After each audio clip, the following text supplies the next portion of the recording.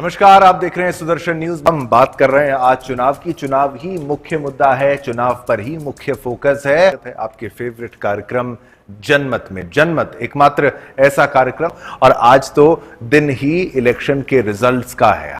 एक तो बात करूंगा मैं हरियाणा की, और दूसरा बात करते हैं जम्मू कश्मीर की। चलिए, हमारे साथ इस वक्त मेहमान भी जो जुड़ रहे हैं उनका भी रुख करेंगे। तनुज जी, आप भी हमारी इस बड़ी स्क्रीन पर जो तस्वीरें देख रहे हैं, आशा करता हूं कि शायद आप यहां होते तो आपको और आनंद आता। आप देखते कि ये एक, अब सब कुछ मीम्स पर है, सब कुछ वायरल ही किया जा रहा है। दोनों तरफ से रिस्पॉन्स ही आ रहा है कि भाई देखिए, एक तरफ ढोल नगाड़े और एक तरफ बीजेपी की होली दिवाली। तनुज जी, अब जम्मू कश्मीर को लीजिए और हरियाणा को लीजिए, आप क्या कहेंगे? कैसे ये विक्ट्री हुई है, अंततः कैसे जीत हुई है? लगता है कि जिस तरीके से कश्मीर में जो रिजल्ट्स देखने को मिले हैं वो वाकई में बुरे रिजल्ट्स नहीं है भारतीय जनता पार्टी के लिए। सन 2014 में भी जब हमने देखा था तो भारतीय जनता पार्टी को 25 सीटें जो है वहां मिली थी 2014 के जम्मू कश्मीर के चुनाव में, और वहीं अभी जो है भारतीय जनता पार्टी ने उसमें बढ़त हासिल करी है और 29 सीटें जो है उन्हें वहां पर प्राप्त हुई है। तो देखिए, इसका मतलब ये है कि लोगों ने 370 आर्टिकल और साथ ही साथ 35A का हटाने का जो है स्वागत किया है। अगर स्वागत नहीं होता तो देखिए जिस तरीके से एक हम फर्क देख रहे हैं, पीडीपी की 28 सीटें थी 2014 में और आज महज शायद वहां पर जो सीटें कम हुई हैं पीडीपी की 3 सीटें रह गई हैं, तो 25 सीटों का नुकसान हुआ है। अगर ऐसा कुछ नहीं एक्सेप्ट करती जम्मू कश्मीर की आवाम भारतीय जनता पार्टी के केंद्र सरकार के इन फैसलों को, तो निश्चित रूप से वहां पे भी 29 सीटें आना असंभव थी। जो जातिवाद की हम बात करते हैं, वहां पर राजनीतिक समीकरण है, हिंदू मुस्लिम्स वाली काफी सारे मुद्दे ऐसे हैं जम्मू कश्मीर में आंतरिक जो मायने रखते हैं। वहीं हरियाणा की अगर बात करते हैं तो हरियाणा अब मध्य प्रदेश मॉडल पर चल पड़ा है। जिस तरीके से मध्य प्रदेश में सीएम के चेहरे वहां भी नया एक्सपेरिमेंट किया, उसके बाद उपचुनाव हुए, उपचुनाव में काफी अच्छे परिणाम देखने को मिले। ठीक इसी तरीके से हरियाणा में वो एक्सपेरिमेंट करके भारतीय जनता पार्टी ने देखा और नतीजे सामने हैं।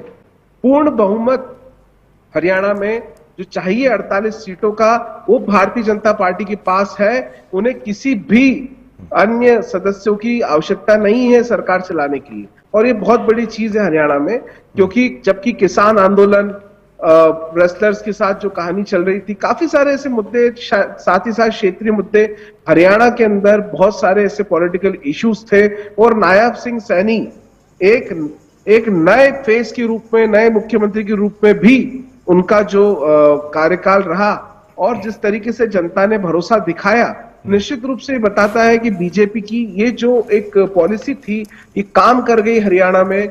मध्य प्रदेश मॉडल में होगा, वो मॉडल के रूप में ये आगे बढ़ी। और देखिए, इससे पहले गुजरात मॉडल की बात करें तो वहां भी जब आनंदीबेन पटेल गवर्नर बनी तो भूपेंद्र पटेल को वहां पे भी सीएम बनाया गया। तो ऐसे देखिए, बीजेपी एक्सपेरिमेंट्स करती है और वो एक्सपेरिमेंट्स कारगर साबित होते हैं।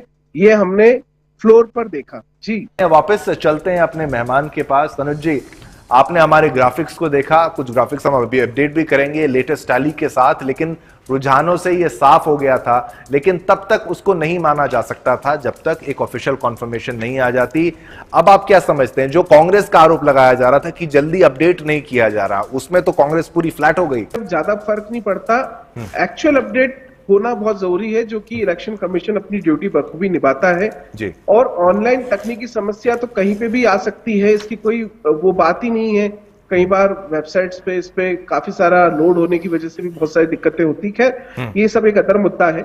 लेकिन वहीं अगर हम एक बात करें हरियाणा के जो आज इलेक्शंस हुए, तो देखिए, हम भाजपा और कांग्रेस की बातें तो कर रहे हैं शिवम जी, मुझे लगता है हमें फोकस करना चाहिए जननायक जनता पार्टी और आम आदमी पार्टी की।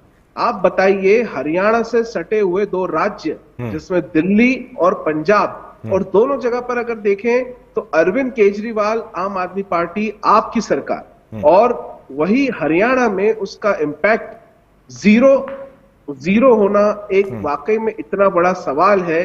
जिस हिसाब से आम आदमी पार्टी गुजरात में, गोवा में, देश भर के अलग अलग राज्यों में अपने पैर, तरुण जी, लोगों ने सोचा कि क्या वोट को वेस्ट नहीं करना है मतलब मुझे ऐसा लगता है कि वोट को निश्चित रूप से शिवम जी, देखिए वोट तो आपस में वेस्ट हो गए। जैसे कि आप भी जानते हैं कि आम आदमी पार्टी ने कांग्रेस के कितने वोट काटे होंगे।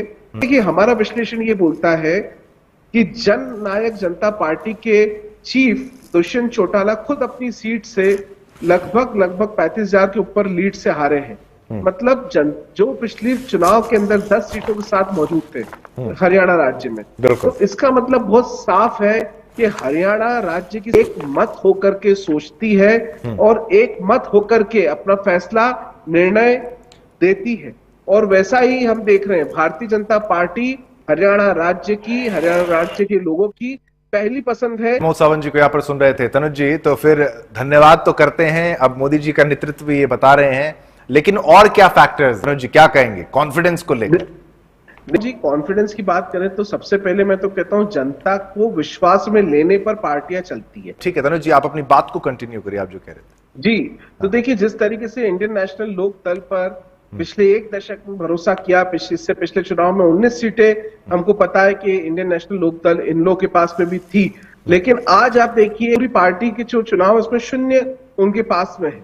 वही हाल जेजेपी की जिसके पास में 10 सीटें थी, वही 0 पर है। आम आदमी पार्टी अपना खाता खोलने में पूर्ण रूप से असफल रही। हालांकि इस पे काफी सारे दोषारोपण होंगे, लेकिन बात यह है कि पूर्ण रूप से अगर कोई भी सरकार को सत्ता में आना है तो जनता का विश्वास, क्षेत्र की जनता का विश्वास, राज्य की जनता का विश्वास होना बहुत जरूरी है। ऐसे में जो विश्वास देखने को मिल रहा है वो भाजपा, भारतीय जनता पार्टी पर पूर्ण रूप से लोगों ने उनकी जो पॉलिसीज हैं, जो योजनाएं हैं, उनके ऊपर किया है, ऐसा मुझे लगता है हरियाणा में। यही क्योंकि देखिए बहुत बड़े मुद्दे थे हरियाणा के जिससे बीजेपी फुल फ्लैश हार सकती थी, लेकिन वो एक भी ऐसे मुद्दे काम नहीं आए जिसे कांग्रेस ने उठाया।